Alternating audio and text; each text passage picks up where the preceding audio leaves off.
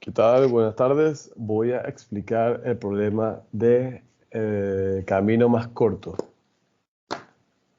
Aquí en la pantalla podemos ver un ejemplo, pero primero le hablaré sobre qué es este problema.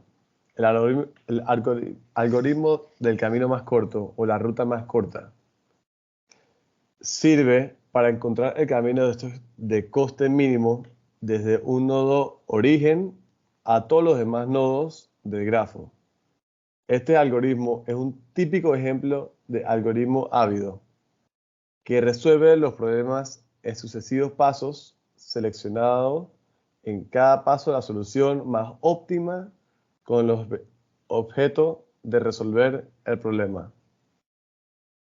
Una posible aplicación de este algoritmo se presenta cuando se desea encontrar la ruta más corta entre dos ciudades. Cada vértice representa una ciudad y las aristas representan la duración de los vuelos. A continuación le va a presentar un algoritmo. Para la explicación general se tomará como referencia los siguientes pasos.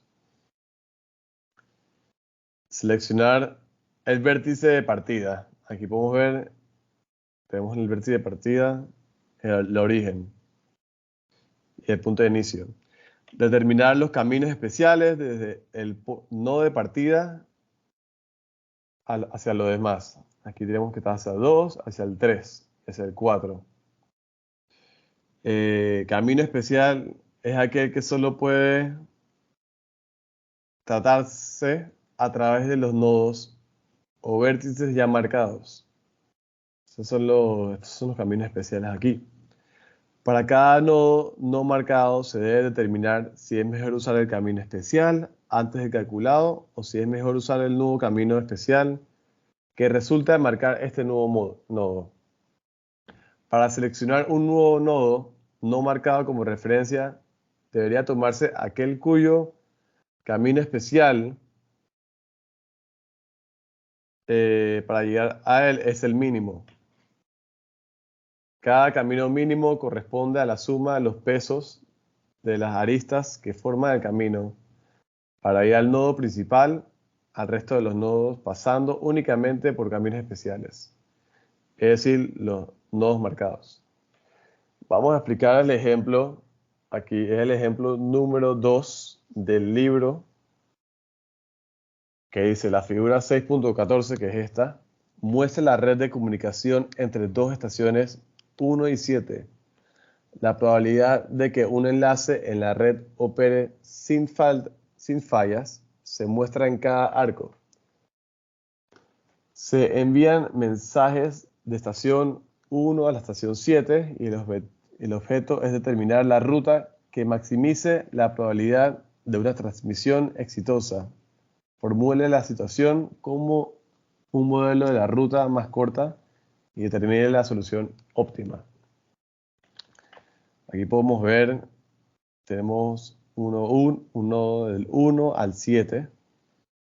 Entre sí están los caminos especiales que tienen el punto 8, punto 65, punto 3. Así vamos. Comenzamos haciendo este tipo de T volteada. Yo así recomendaría a la izquierda poner el número que se suma. Aquí vamos comenzando con 0.8 y a la derecha el número de donde viene, o sea, el nodo 1. Y va hacia el 2. Y aquí lo podemos hacer también, la T, 0.65 y viene del 1, 0.3 y viene del 1. Entonces, vamos en orden. Sería del 2 al 4 aquí.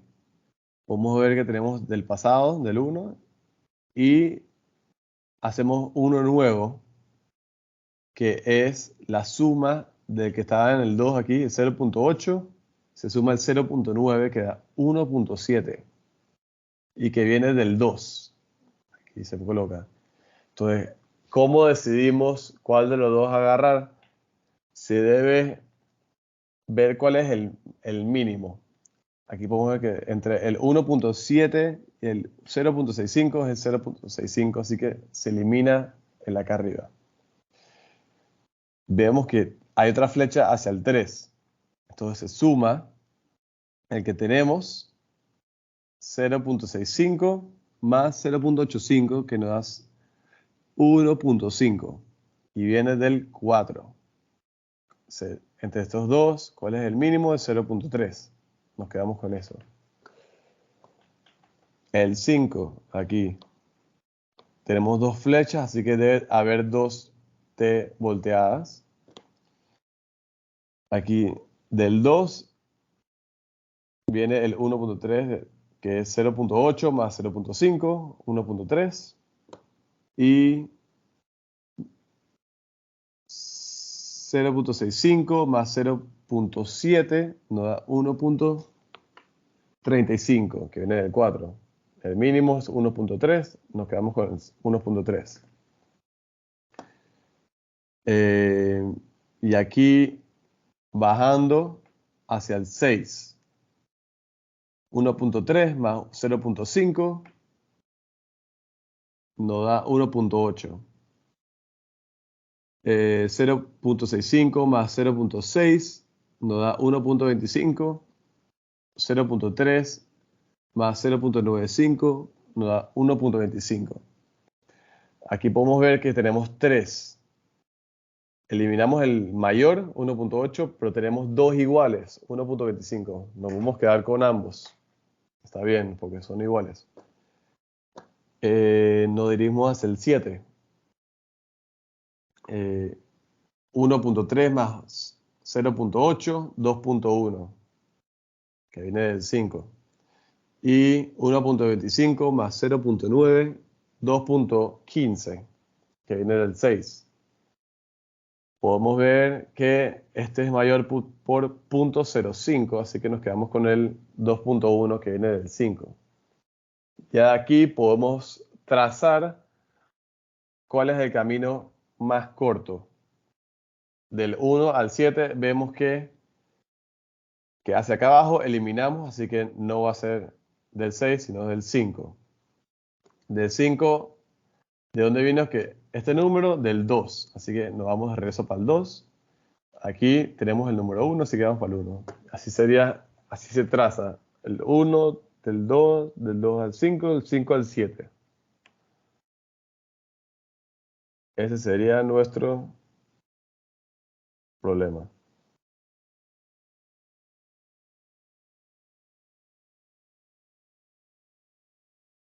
Buenas tardes, profesores y compañeros.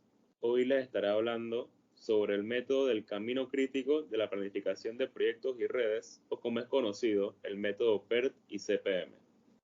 Este método PERT y CPM son mayormente utilizados para coordinar las diversas actividades para lograr su objetivo a tiempo. También se utilizan para poder planificar algún proyecto a fin de lograr su objetivo con éxito. Los métodos PERT y CPM tienen como objetivo preparar un plan mediante la representación gráfica de todas las operaciones que intervienen en el proyecto y relacionarlas y coordinarlas de acuerdo con las exigencias tecnológicas. El método PERT es más recomendable para proyectos de investigación en los cuales existe algún problema de estimación de tiempo de trabajo, mientras que el método CPM es aplicable a construcciones en general en las cuales sea fácil estimar los tiempos y los costes de estas construcciones. Entre las ventajas que podemos sacar de utilizar estos dos métodos es que se puede identificar trabajos que serán necesarios primero y cuándo deben realizar estos trabajos. Otra es poder identificar cuántos trabajos hay y qué trabajos hay que hacer y que son requeridos en cada momento. Y otra puede ser determinar la situación del proyecto que está en marcha en relación con la fecha programada para su terminación. Como podemos ver en pantalla, tenemos un ejemplo del método PERT o CPM. Dice, es el problema número 7 y dice, una compañía está preparando un presupuesto para lanzar un nuevo producto. La siguiente tabla muestra las actividades asociadas y su duración. Construye la red del proyecto. podemos ver que hay una columna para actividades que están divididas en A, B, C, D, E, F y G. En la otra columna nos dice estas actividades de cuál predecen. Y en la última columna está la duración en días de cada actividad. Para empezar el problema, tuvimos que poner el inicio y de ahí hacer un recorrido hacia la actividad A, que como vimos en el problema, dura 10 días. Después podemos ver en la tabla que viene la actividad B. La pusimos abajo y como podemos ver, dura 7 días. En la tabla, después viene la actividad C, que viene precedente de la A y dura 5 días. Después de la actividad C, viene la actividad D, precedente de la C y dura 3 días.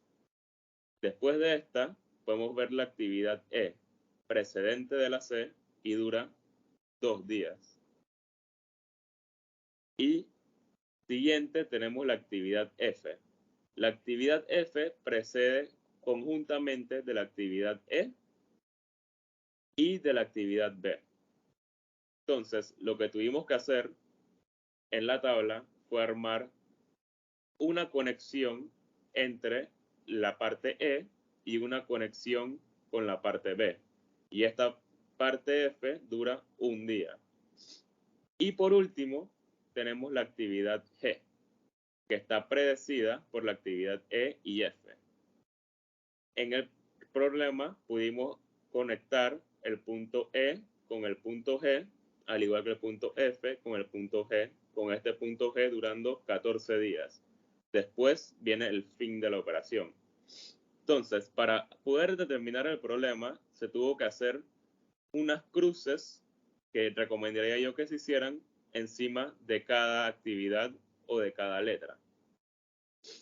Se resuelve primero en el inicio, donde se ponen 2 ceros en la parte izquierda y derecha de arriba de la cruz, ya que el tiempo en el inicio es 0. Cuando se conecta del inicio a la parte A o a la parte B, se va a poner el mismo número que está arriba a la derecha, se pondrá arriba a la izquierda.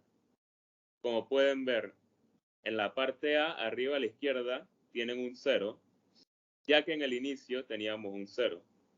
Igual que abajo, en la parte B, hay un 0 a la izquierda, ya que en el inicio teníamos un 0 a la derecha. Entonces, lo que se hace en cada parte es sumar el número de la izquierda más los días que nos dio el problema. En la parte A se sumaría 0 más 10 y por eso en la parte derecha de arriba está 10. Entonces, en la parte de abajo se sumaría en la B 0 más 7 y como vemos en la parte de la derecha tenemos el 7. Siguiendo la conexión que nos dio el problema, tenemos el punto C, que se traspasaría el 10 de la parte A. Al ser 10 se le sumarían los 5 días que tiene el punto C y nos quedaría con 15 arriba a la derecha. Estos 15 se pasan a la actividad D, que está en la parte izquierda de arriba. Se le suman los 3 días que tiene la actividad D y daría 18 días en la parte de la derecha. Estos 18 días se traspasan a la actividad E. Y como son 18, se le suman los 2 días de la parte E y a la parte derecha arriba nos darían 20. Entonces, la próxima letra es la F. Lo que pasa es que la F está conectada a la B y a la E. Entonces, ¿qué número se pondría a la izquierda arriba? Ya que hay 2. Está el 7 de la B y está el 20 de la E. Se va a poner el número más grande que esté entre todos los contendientes. Y el número más grande, como podemos ver, es el 20, que sale de la letra E. El 20 le sumamos el 1, que es el un día que dura la actividad F, y nos da 21. Ahora, llegando a el punto G, tenemos también que está conectado al E y al F. Y como dije anteriormente, se pondrá el número más grande. O sea que serán el número 21 que sale la actividad F. Al poner el 21, se le suman los 14 días y nos da 35. Después de esta actividad llegamos al fin. En el fin se traspasan los 35 en las 4 posiciones de números. Arriba, abajo, a la izquierda y a la derecha. Entonces, para poder terminar, se tiene que ir de nuevo desde el fin hacia el inicio. O sea que el primer número que pusimos en el fin, abajo a la izquierda 35, se pasa abajo a la derecha de la G, que sería 35. Y ahora, en vez de sumarle los 14 días, se le restan los 14 días. Y 35 menos 14 nos daría 21 días. Esos 21 días se traspasan a la F. Y en la F sería en la parte abajo de la derecha 21, y si le restamos el 1 día, sería 20. De la F nos iríamos a la letra E. La letra E está conectada a la G y a la F. Pero en este momento, en vez de poner el número más grande, se pondría el número más chico entre los dos contendientes. O sea, se pondría el número 20. El número 20 se le resta a los 2 días y daría 18. Este 18 se pasa a la próxima actividad, que sería la D, y se le restan de nuevo los 3 días para que nos dé 15. Este 15 se pasa a la C y se le restan los 5 días de la C para que nos dé 10. Y el 10 se vuelve a pasar a la A. Al restar el 10 con los 10 días de la A, nos quedaría en 0. En la parte de abajo pudimos pasar los 20 días de la F hacia los 20 días de la B. Y se restaría 20 menos los 7 días, quedaría 13. Entonces, el inicio está conectado a la A y a la B. Y como dijimos, se traspasa el número menor que está entre los dos contendientes, siendo el 0 de la A. Y por eso se tendría un 0. Siguiendo el problema, se sacaría la holgura de cada parte o de cada actividad. La holgura se saca restando el número inferior derecho menos el número superior derecho. O sea que en esta sería un 0 menos 0, que nos da 0. En la parte A se saca la holgura, sería 10 menos 10, que da 0 también. En la parte C sería 15 menos 15, que nos da 0. En la parte D, 18 menos 18, que da 0. En la parte E, 20 menos 20, que da 0. En la F, 21 menos 21, que da 0. Y la G, 35 menos 35, que da 0. Por la parte de abajo tenemos el punto B, que si restamos 20 menos 7 nos daría 13. Entonces, al sacar la holgura de todos los números, podemos encontrar cuál es el camino que se debería de tomar, siendo el camino donde la holgura es 0 en todas las actividades. Podemos ver que el camino resaltado empieza desde el inicio, se conecta con A, después sigue en C, sigue en D, en E, en G y termina en el fin, que también cuando se resta 35 menos 35, vemos que tiene una holgura de 0. Este sería el fin del problema y espero que hayan entendido.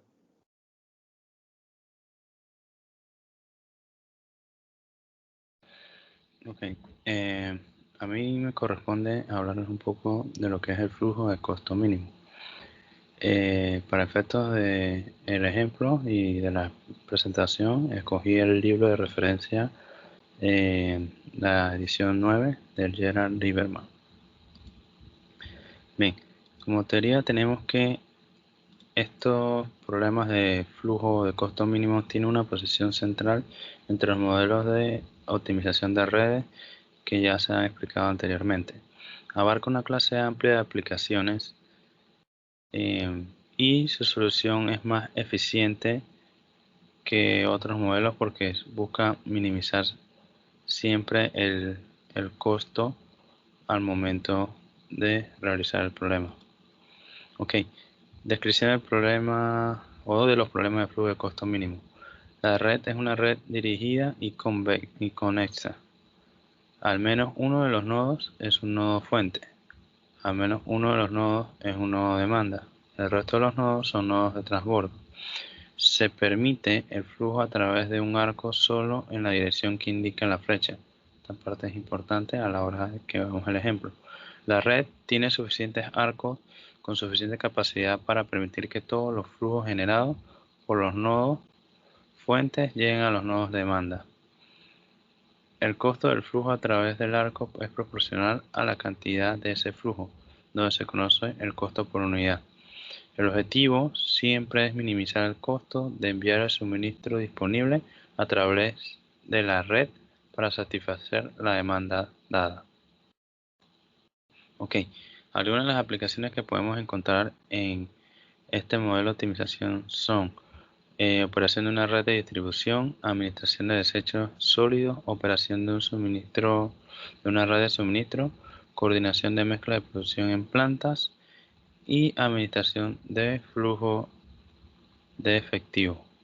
Y aquí vemos los ejemplos de los nodos que les mencionaba anteriormente, que tenemos tres tipos de ellos: el nodo fuente, fuentes de bienes, fuentes de sólidos, agentes, ventas, plantas. Los de transbordo, almacenes, instalaciones de procesamiento, almacenes intermediarios, producción de artículos, opciones de inversión a corto plazo. Y los nodos demanda, clientes, relleno, en otros casos proveedores, entre otros. Ok. Como ejemplo, les traje el ejemplo del libro 9.6-6 del Lieberman, como expliqué en el título, y nos dice que la compañía Audiophile produce aparatos de sonido portátiles. Sin embargo, la administración ha decidido subcontratar la producción de bocinas necesarias para dichos aparatos de sonido. Existen 3 proveedores, como vemos aquí en la tabla, y sus precios de embarque a 1000 bocinas nos lo detallan en esta tabla. Ok, luego nos dice, además cada proveedor cobrará un costo de envío. Cada embarque llegará a uno de los 2 almacenes de la compañía. Cada proveedor tiene su propia fórmula para calcular el costo según las millas recorridas hasta el almacén, que se nos presentan aquí en las tablas: los cargos por envío y las millas que recorren para cada almacén. Ok, ahora, cuando una de las 2 fábricas requiere un embarque de bocinas para amenizar los bailes, contrata un camión para traerlo a los almacenes. El costo por embarque se presenta en las columnas junto con el número de embarques por mes que requiere cada planta. Estos números de aquí, ¿no? Y el costo unitario por envío de cada una de las fábricas. Entonces, cada proveedor tiene la capacidad de surtir 10 embarques por mes, pero debido a las limitaciones de transporte, cada uno puede enviar un máximo de 6 embarques por mes a cada almacén. De manera similar, cada almacén puede enviar hasta 6 embarques por mes a cada fábrica. Fábricas que tenemos aquí. Ahora, la administración desea desarrollar un plan mensual para determinar los embarques si son necesarios, ordenar cada proveedor, cuántos de ellos pueden ir a cada almacén y cuántos embarques debe enviar a cada almacén a cada fábrica, con el objetivo principal de minimizar la suma de los costos de compra, incluyendo los cargos de envío y los costos de envío desde los almacenes a las fábricas. Como primer punto, nos piden que tracemos una red que describa a los proveedores Audiophile y que identifiquemos en ella los nodos de suministros, transbordo y demanda. Y por último, nos pide que formulemos este problema como un flujo de costo mínimo con todos los datos necesarios en la red, y además nos pide que incluyamos un nodo de demanda ficticio que reciba sin costo la capacidad no utilizada por los proveedores. Ok, aquí en nuestro modelo de red, como mencionamos anteriormente, aquí tenemos nuestro primer nodo, que es, como mencionamos acá, nos pide nuestro nodo de suministro, vendría siendo nuestros proveedores, luego el transbordo y luego la demanda. En este mismo orden se presenta en el diagrama de red: proveedor 1, proveedor 2, proveedor 3, almacén 1, 2, la fábrica 1 y la fábrica 2.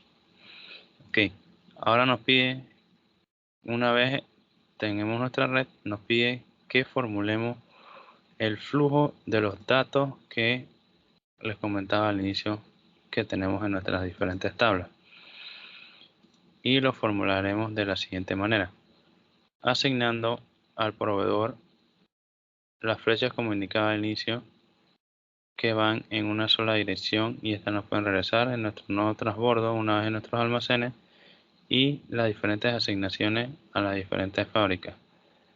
Y bueno, como sabemos no se puede suplir siempre la demanda. Aquí solo se satisfaría la demanda en la fábrica 2 y parcialmente en la fábrica 1, que sería de 6, por las restricciones que teníamos inicialmente en nuestro problema.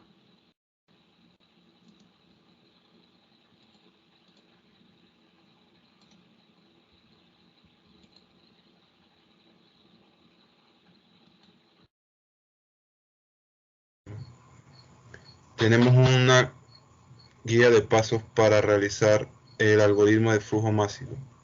Como paso 1, para todos los arcos, igual a la capacidad residual a la capacidad de diseño. Esto es CIJ, CJI. Es igual a CIJ barra, CJI barra. Sea A1 igual a infinito. Y etiquete el nodo fuente con infinito a negativo. Designe I igual a 1 y continúe con el paso 2. Determine si el conjunto de nodos no etiquetados J al que se puede llegar directamente desde I por medio de arcos con residuos positivos, es decir, C y J es mayor a 0. Por toda la J, SI. Si SI es diferente a 0, continúe con el paso 3. De lo contrario, una ruta parcialmente termina el nodo I y continúa con el paso 4. En el paso 3 se determina si la K es equivalente a SI, de modo que SIK será igual a maximizar CIJ. Designe AK es igual a CIJ y etiquete el nodo de K con AK, I. Si K es igual a N, el nodo sumidero ha sido etiquetado y se ha encontrado una ruta de avance.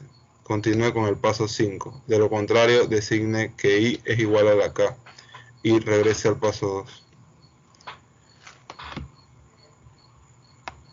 Retroceso. Si I es igual a 1, no es posible avanzar. Continúe con el paso 6.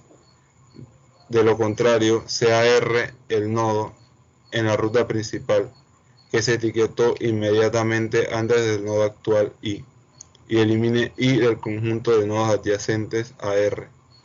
Designe I igual a R y regrese al paso 2. En el paso 5 se determinan los residuos. Se definen los nodos de la ruta de avance pésima del nodo 1 al nodo N, como NP es igual a 1, K1, K2, N. Entonces el flujo máximo a lo largo de la ruta se calcula como FP, que es igual a minimizar A1, AK, AK2, AN. La capacidad residual del arco a lo largo de la ruta de avance se reduce en FP en la dirección del flujo y se incrementa en FP en la dirección inversa. Es decir, para los nodos I y J en la ruta, el flujo residual cambia del actual CIJ, CJI a las dos ecuaciones que vemos. Restaure los nodos que se eliminaron en el paso 4 y designe I igual a 1 y regrese al paso 2. En el paso 6 tenemos la solución. Dado que se determinaron M rutas de avance, el flujo máximo de red es F igual a F1 más F2 más Fm. Luego proseguimos con nuestro problema. 3 refinerías envían un producto de gasolina a 2 terminales de distribución a través de una red de oleoductos. Cualquier demanda que no puede ser satisfecha por medio de la red se adquiere de otras fuentes. 3 estaciones de bombeo le dan servicio a la red, como se muestra en la figura 6.32. El producto fluye en la red en la dirección indicada por las flechas. La capacidad de cada segmento del ducto, mostrada directamente en los arcos, está en millones de barriles por día. Determina lo siguiente. A. La producción diaria en cada refinería. que iguala a la capacidad máxima de la red. La demanda diaria de cada terminal, que iguala a la capacidad máxima de cada red. Y la capacidad diaria de cada bomba, que iguala a la capacidad máxima de la red. En la figura de abajo vemos cómo se dividen del 1 al 3 las 3 refinerías, las 3 estaciones de bombeo en 4, 5 y 6 y las 2 terminales 7 y 8. Realizamos más detallado el diagrama colocando los valores de nuestro diagrama, de nuestro primer diagrama, y desglosando los valores para llegar a tener nuestro flujo máximo. Al colocar los valores en rojo, pudimos tener nuestros dos últimos valores 60 y 50 al llegar a la T, y esta suma nos da nuestro flujo máximo de 110. Y respondiendo a las preguntas, tenemos que de la refinería 1, la capacidad máxima sería de 20, en la refinería 2 de 80, en la refinería 3 de 10. Para las terminales tenemos que la terminal 7 sería de 60 y la 8 sería de 50. Y por último, para las 3 bombas tendríamos que la bomba 4 tendría 30, la bomba 5 30 y la bomba 6 50. Gracias.